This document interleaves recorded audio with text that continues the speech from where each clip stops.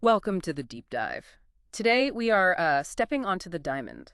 Because, let's face it, there's really nothing quite like the strategic drama of Major League Baseball, is there? We've got a stat of recent game reports, some analysis right here, and, well, our mission is pretty simple. We want to unpack the day's diamond drama, going beyond just the scores, trying to find those important nuggets of knowledge, the insights from three really compelling games.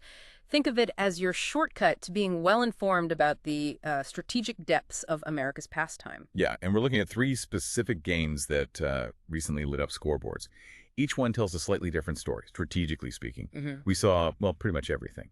Dominant pitching, some explosive offense, and then those really gritty, hard-fought performances, the ones that come down to precision. We've got a lopsided rivalry game, a real statement, plus some tight interleague matchups. So it's a good mix, gives you a taste of what makes baseball so captivating. And we'll dig into what it all means as these teams, jockey for position. Okay, let's unpack this first one then, because Alrighty. we really have to start with the absolute shellacking in that NL Central rivalry game. The Chicago Cubs just delivered this resounding 11-new shutout against the St. Louis Cardinals. And like you said, it wasn't just a win, it felt like a statement, a real show of force. Oh, absolutely. Overwhelming is the word. And the Cubs offense, relentless, right from the first pitch. But the data here suggests it wasn't just hitting everything, it felt calculated. They strung hits together, sure, but it seems like they really capitalized on every opportunity, saw the ball incredibly well, drove up those pitch counts. Yeah, you saw that. Patient at bats. Exactly, leading to way more pitches per plate appearance against the Cardinals starters, which, effectively wore down their bullpen by, the fifth inning? Yeah. That kind of consistent pressure, multiple guys contributing, timely extra base hits, smart plate discipline. It just never let the Cardinals pitching settle, and it felt strategic, not just a slugfest. And, the story isn't just the Cubs' bats, right? It's also the pitching. That was a masterclass on the mound, holding a division rival scoreless for 9 innings.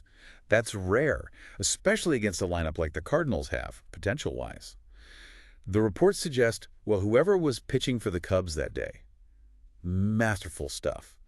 Mixing pitches brilliantly, looks like a deceptive changeup off a high fastball, really messing with timing, induced a really high ground ball rate too. That tells you something. Good command, weak contact. Exactly. Excellent command. Forcing that weak early contact. Yeah. And you can't forget the defense behind him, Yeah. making all the routine plays, extinguishing any little spark the Cardinals might have had. Just flawless support. So for the Cardinals then, this is a bit of a wake-up call. It's got to be a stark reminder of maybe some inconsistencies that can creep in during a long season. Offense completely shut down. Pitching couldn't contain the Cubs. It does make you ask, right? Is this just a one-off, a bad day? Or does it hint at deeper issues they need to fix before they lose more ground? Yeah, and an 11-0 shutout in a rivalry game. Yeah. That's more than just a loss on the schedule. It's got to be a gut punch. How does a defeat like that affect momentum, confidence, especially this early? Can it actually derail a team, or do veterans just shake it off? Well, that's the psychological tightrope, isn't it? A dominant win like this can plant seeds of doubt, no question. But a veteran team like the Cardinals, they might just use it as fuel, rallying cry type of thing. The real tell isn't just the loss itself, it's maybe how they respond in the next, say, 3 to 5 games. Right, that's where you see if it was just a blip. Exactly. Was it an isolated bad day, or did it expose a real crack? It really underlines how important it is for a team to sync everything up, hitting, pitching, defense, for that complete game. It just shows on any given day, if all the cylinders are firing perfectly, a team can be pretty much unstoppable. Okay, so from that display of just sheer offensive power, let's pivot. Completely different kind of game here. The interleague clash. San Diego Padres versus the Texas Rangers. Padres won this one 4-1. This is a totally different story. Not overwhelming force, but precision, resilience. Yeah, exactly. Baseball's chess match, maybe? Kind of felt like it, built on solid pitching, really efficient hitting, maybe some small ball execution. Well, the low score tells you right away. Dominant pitching was the name of the game here, for large parts of it anyway, from both sides. The Padres staff, probably a strong starter, effective bullpen work. They just largely silenced the Rangers. Only 1 run. That says a lot about limiting hard contacts, working out of jams, executing the game plan. Excellent command. What did the numbers show there? Looks like an impressive 80% first pitch strike rate for the Padres. It's huge. Consistently getting ahead, forcing weak contact on the ground. And they pitched around the few power threats the Rangers have. Strategically, it was really a masterclass in risk management on the mound. Okay, and then offensively for the Padres. 4 runs. It doesn't scream No, explosion. not at all. It's just timely hitting, clutch moments, rather than just a constant barrage. They likely capitalized on a few key opportunities, maybe one big two-out hit with runners on, or, like you said, a perfectly executed sac fly, moving a runner over, getting that run home from third. Yeah. Smart baseball. Efficiency, Yeah, clutch hitting, manufacturing runs when they aren't easy to come by. exactly. And for the Rangers, well, only one run.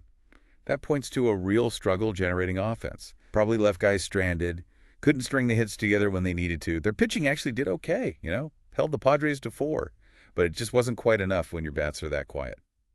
So the old adage, good pitching beats good hitting. Does that still hold true? I mean, always? Or do you sometimes see these offensive juggernauts just overwhelm even the best arms, making that saying feel a bit, I don't know, dated sometimes in modern baseball? Well, it's timeless for a reason, but there's nuance, right? Yeah. What we saw with the Padres wasn't just good pitching. It felt like precision pitching. Under pressure. Can an offensive juggernaut overwhelm? Sure. But usually that takes sustained pressure, capitalizing on mistakes. And the Rangers just couldn't do that against the way the Padres executed here. These low-scoring games, they really test a team's resilience, don't they? Execution under pressure, strategic thinking, the Padres winning this way. It says a lot about their pitching depth and their ability to just scratch across runs when they have to.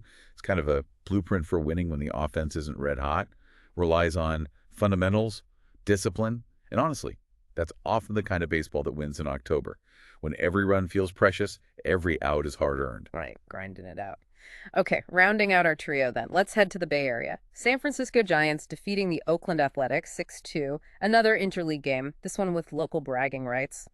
And this game, it felt like the Giants showed another key piece for long-term success. Just a really balanced attack. Yeah, balance is a good word for it. Consistent offense, 6 runs, but it seemed like they were spread out across several innings. Contributions from different guys in the lineup showed their depth, a collective effort. It was a good mix, too. Some extra base hits, some singles.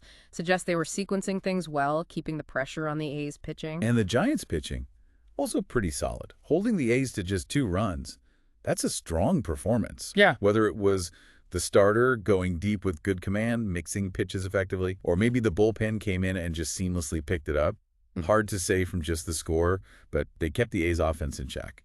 Good defense behind them, too, probably. Yeah, seems likely. For the A's, though, only scoring 2 runs, that's a concern. Offense struggled to get much going consistently. And while their pitching kept the Giants to 6, which isn't, terrible, Yeah. the bats just couldn't keep pace. And losing a local rivalry game like that definitely stings a bit more. So why should you, listening right now, care about this kind of balanced performance from the Giants? How does this showcase maybe the ideal formula teams are chasing for sustained success? Well, what's really insightful about a game like this, I think, is that while, individual brilliance can absolutely win you a game, it's the collective effort that builds a winning record over 162 games. Yeah.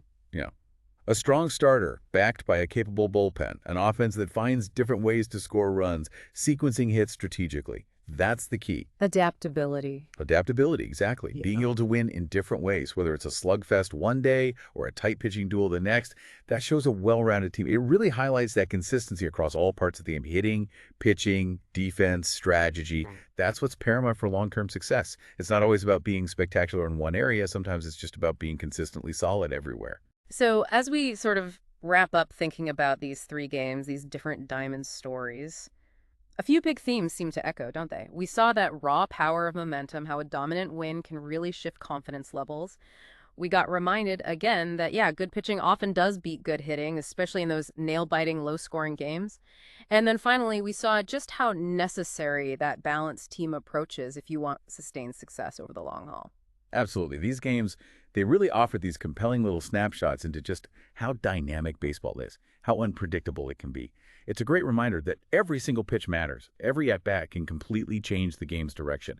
And every win, it doesn't matter if it's 11 on or 2-1, it's a step towards that ultimate goal. It's a sport where adapting, exploiting weaknesses, executing under pressure, those aren't just buzzwords, they're daily requirements. Yeah, well said. And as you think about these games later on, maybe consider this. How does that ability to win in different ways, sometimes overwhelming force, sometimes precision execution, sometimes just balanced effort, how does that mirror challenges and successes? Maybe not just on the diamond, but in, any complex long-term thing we try to do.